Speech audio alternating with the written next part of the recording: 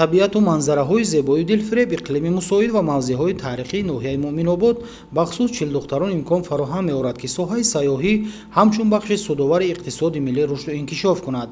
Чилдухтарон ҳамчун ёдгории беназири табиӣ бо табиати нотакрор, кӯҳҳои сарбафалак кашида, дараҳои хушбоду ҳаво, ҷангалзори сердолу дарахт ва оби мустафои руду чашмаҳо таваҷҷӯҳи ҳазорон нафар сайёҳони дохиливу хориҷиро ҷалб кардааст.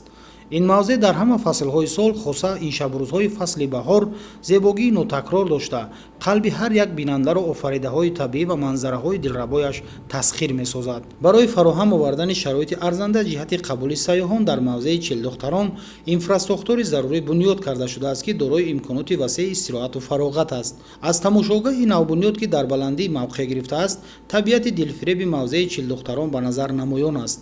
иншооти замонавии мазкур бо нақшу нигор ороёфта нахуст аз санъати баланди меъмории миллӣ ва завқи зебоипарастии мардуми тамаддунофарамон шаҳодат медиҳад. барои дидан ин ҳама зебоиҳои табиати нотакрори мавзеи чилдухтарон дар ин ҷо шароити арзандаи хизматрасонӣ фароҳам оварда шудааст. таи 3 соли охир дар баробари бунёди роҳу пулҳои автомобилгард, иншооти муосири хизматрасонӣ барои қабули сайёҳон дар мавзеи чилдухтарон бунёд гардидааст. меҳмонхонаи маҷмӯаи сайёҳии чилдухтарон бо тарҳу намои муосир ва меъмории миллӣ, ки аз 5 ошёна иборат аст, барои дар як вақт қабули зиёда аз 100 нафар пешбинӣ шудааст. меҳмонхонаи маҷмӯаи сайёҳии чилдухтарон дорои шароити сатҳи баланди хизматрасонии мутобиқ ба замони муосир ва меҳмоннавозии миллӣ буда, қабл аз ҳама санъати нотакрори кандакорӣ, гаҷкорӣ, нақшу нигори хос ва ороишоти махсуси даромадгоҳ ва толори бар ҳавои он диққатҷалбкунандаю дилфиреб аст. ҳуҷраҳои дараҷаи аъло, толорҳо барои гузарондани чорабиниҳои фарҳангӣ бо мизу курсиҳои бароҳат ва дигар имконоти фаррохи хизматрасонӣ барои сайёҳони дохиливу хориҷӣ муҳайё карда шудааст. ҳамзамон тарабхонаи замонавӣ гармоба бо ҳавзи шиноварӣ, толори варзишӣ ва дигар иншооти ёрирасон дар меҳмонхонаи чилдухтарон бо сатҳи баланди хизматрасонӣ омодаи қабули сайёҳон мебошад.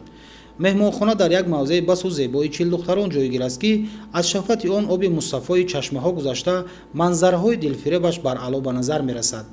дар саҳн ва атрофи бинои меҳмонхона гулу буттаҳо ва ниҳоли дарахтони ороишӣ шинонида шуда, боғи интенсивии дарахтони сиби ғарқи гул, ки гувоҳи ҳосили баланди он аст, зебоии хосе ба ин мавзеъ замм намудааст. бо дастури пешвои муаззами миллат муҳтарам Эмомалӣ Раҳмон, маъмурияти ширкати меҳмонхона ва марказҳои хизматрасонии чилдухтарон дар марҳилаи дуюм барои боз ҳам фароҳам овардани шароити арзандаи хизматрасонӣ дар саҳну атрофи он дар қатори бунёди суҳбаткадаҳо, инчунин сохтмони маркази хизматрасонӣ бо шаршараю фавораҳоро бо усули хоси меъмории миллӣ ба роҳ мондааст, ки рӯзҳои наздик мавриди истифода қарор дода мешавад.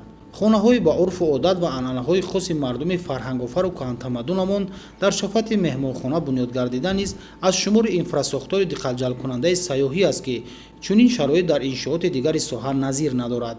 дар як мавзеи чилдухтарон, ки садсолаҳо бекорхобидаву санглох буд, бо заҳмати шабонарӯзӣ бунёди боғҳои интенсивии дарахтони себ ба роҳ монда шудааст, ки иқлимаш барои гирифтани ҳосили фаровон ва рушди соҳа мувофиқ аст. дар майдони бештар аз 5 гектар баробари бунёди боғи нави интенсивӣ, инчунин дигар ниҳоли дарахтони мевадиҳанда, аз ҷумла ноку олу, чормағз, хуч ва себ шинонида шудааст. дар мавзеи чилдухтарон, ки дараҳои васеъ, ҷангалзори анбӯҳи дарахтони гуногун ва кӯҳҳои барпӯш мавҷуд аст, ташкили хатсайрҳои сайёҳии нав, аз ҷумла сайёҳии кӯҳнавардиву экологӣ ба манфиат буда, маҳз ба ин хотир маъмурияти меҳмонхона бунёди инфраструктури нав ва боғҳоро ба роҳ мондаанд. дар ин баробар даҳҳо ҷойҳои нави корӣ дар мавзеи чилдухтарон барои сокинони маҳаллӣ муҳайё гардидааст. бо таваҷҷӯҳ ва ҳидоятҳои бевоситаи президенти мамлакат муҳтарам Эмомалӣ Раҳмон ва саҳмгузории шахсони ватандӯст, баъди бунёди роҳи нави мошингард ва дигар инфраструктури сайёҳӣ, чилдухтарон ба як макони ободу зебо ва сайру сайёҳат табдил ёфтааст, ки дар ин ҷо ҷиҳати ҷалби сайёҳони дохиливу хориҷӣ, бахусус барои рушди сайёҳии экологӣ, имкониятҳои бештар фароҳам мебошад.